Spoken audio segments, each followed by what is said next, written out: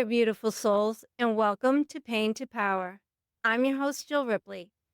Today, we're diving into something that completely changed how you understand your emotions, your health, and the choices you make every day.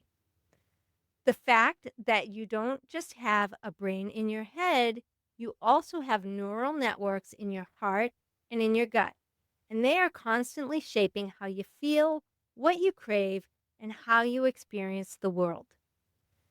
This episode is about how these systems communicate, how food and life experiences influence them, and how you can use this understanding to consciously shape your own experiences instead of feeling controlled by it. Today's episode is one I've been really looking forward to sharing because it brings together science, lived experience, and deep self awareness in a way that can genuinely change how you move through your life. Most of us were taught directly or indirectly that healing happens in the mind. That if we could just think differently, reframe harder, stay positive, or talk it out enough, things would eventually fall into place. And while the mind is powerful, it's only part of the story. What we're going to explore today is this. You don't just have a brain in your head, you also have neural networks in your heart and in your gut. And these are constantly shaping your emotions, your reactions, your cravings, your sense of safety, and even the choices you make in your relationships and daily life. This isn't a metaphor. This isn't spiritual poetry. This is biology. And once you understand how these systems work together, you can stop fighting yourself and start working with your body in a way that feels supportive, grounded, and empowering. Let's start by clearing something up. Neurons are nervous system cells. Most people associate them with the brain, and that makes sense because the brain holds billions of them. But neurons exist throughout the nervous system, and that includes the heart and the gut. Your gut actually contains hundreds of millions of neurons. It's called the enteric nervous system, and it can function independently of the brain. That's why digestion continues even when you're asleep or distracted. It's also why stress, fear, or unresolved trauma often shows up as stomach issues, nausea, IBS, or changes in appetite. Your heart also contains its own network of specialized neurons. They don't think in words, but they process information related to emotional meaning, feelings, connection, and coherence or unity. And here's something that surprises a lot of people. The heart sends more signals to the brain than the brain sends to the heart. All three, brain, heart, and gut, are in constant conversation, primarily through the vagus nerve and chemical messengers like neurotransmitters and hormones.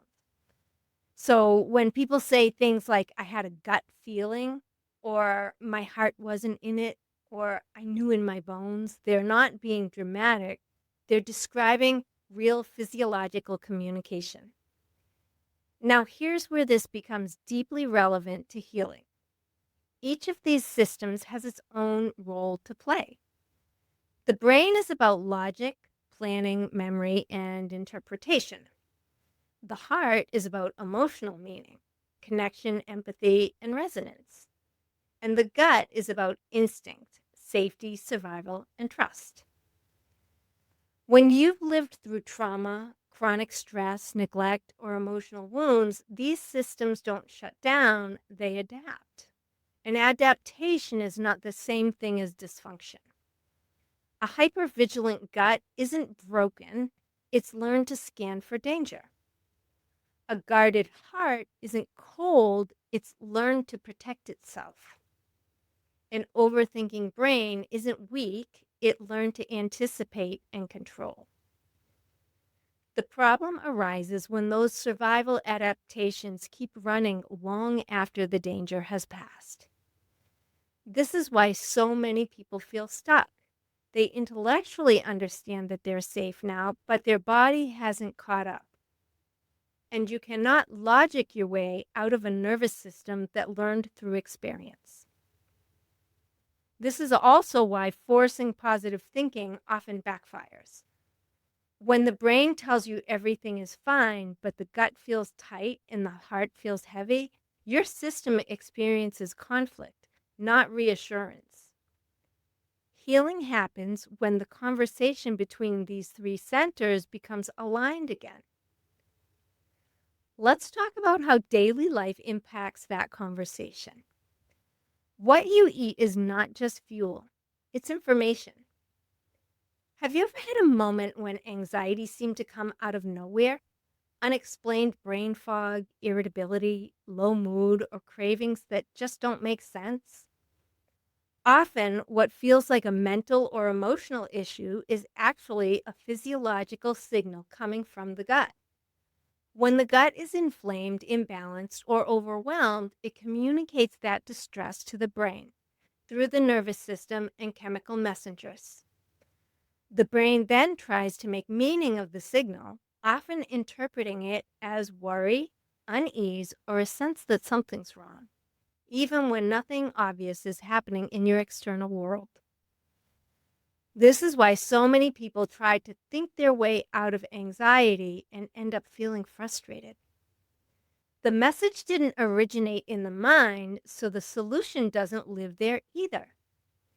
This isn't about perfection or restriction. It's about awareness. When you notice unexplained feelings, anxiety that seems to come out of nowhere, sudden irritability, heaviness, or brain fog, it can be helpful to make a simple mental note of what you've eaten earlier that day or even the day before. You're not looking for a culprit or something to eliminate, just patterns. The body often processes food on a delay, and what shows up emotionally later may have started physiologically hours earlier. Instead of asking, is this food good or bad? Try asking, how do I feel an hour or two after I eat this? Not just physically, but emotionally.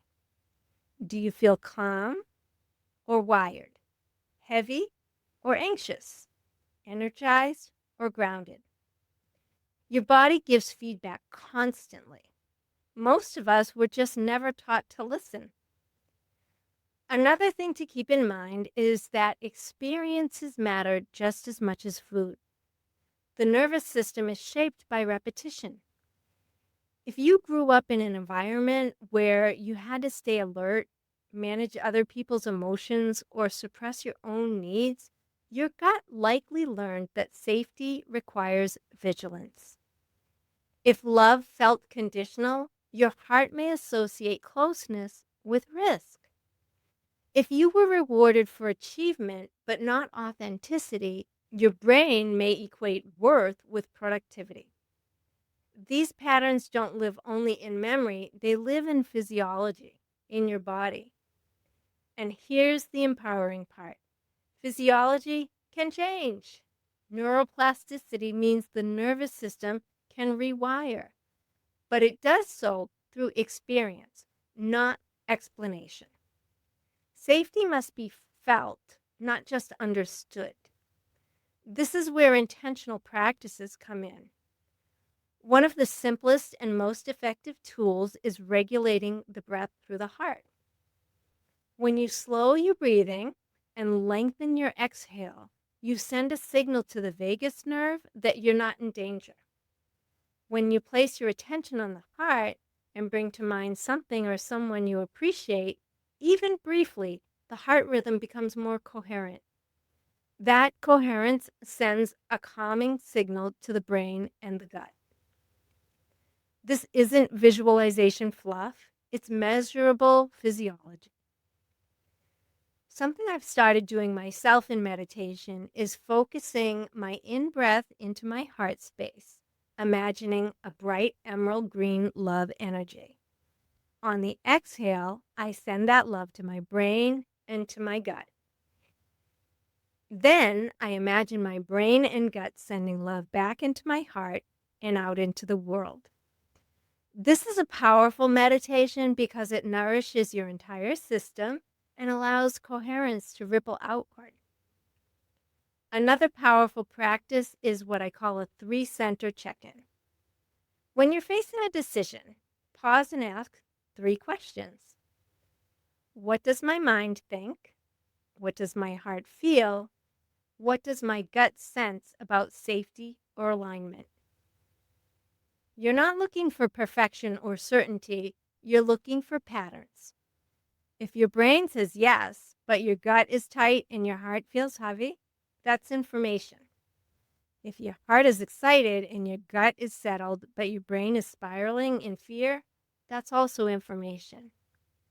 Wisdom emerges when you listen to all 3 instead of letting one override the others. I also encourage gentle experiments rather than drastic changes. Just for 1 week, simply observe. Notice what you eat and how you feel afterwards.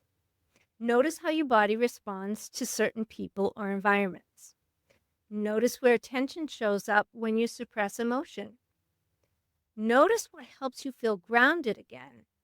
Not fixing, no judging, just noticing.